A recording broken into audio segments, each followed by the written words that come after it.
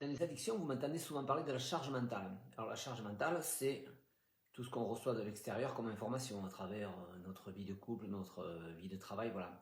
Mais il faut penser qu'il y a des gens qui ont une hypersensibilité qui fait que eux, sans le savoir, c'est inconscient, eux, leur cerveau, ça va leur demander des efforts parce que sans arrêt, ils vont pas se sentir à la hauteur.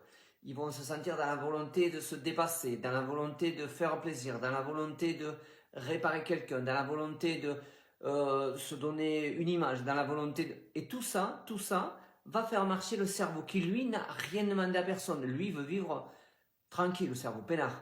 Mais comme on va le forcer à travailler, automatiquement, lui, il va être en charge mentale. C'est ça la charge mentale. Or, c'est vrai qu'on ne comprend pas que pourquoi on a la même vie que notre mari ou notre femme et nous, on n'a pas la charge mentale. Parce que suivant notre enfance, l'enfance qu'on a eue, si elle était douloureuse psychologiquement, automatiquement, la charge mentale, notre cerveau va l'interpréter avec lourdeur, c'est le cas de le dire.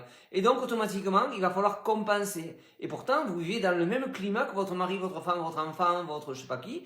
Et automatiquement, vous allez dire, mais moi, j'ai de la charge mentale, oui, comme tout le monde. Mais vous n'allez pas comprendre que lui, la charge mentale, les soucis de ses parents, de je sais pas quoi, vont l'impacter. Alors que vous, vous dites, mais non, mais c'est bon, on s'en fiche, c'est pas le problème. Eh ben oui, c'est ça. Le problème, il y a certaines personnes qui ont une hypersensibilité. C'est-à-dire, la vie va les impacter. Et par effet rebond, ils seront obligés d'avoir des antidépresseurs qui s'appellent l'alcool, le tabac, tout ce que vous voulez, qui va avec, ou des tocs, puisque le circuit nerveux autonome va se dérégler et provoquer des tocs ou des addictions ou de la dépression, puisque derrière tout ça, c'est une dépression larvée, que vous le vouliez ou non.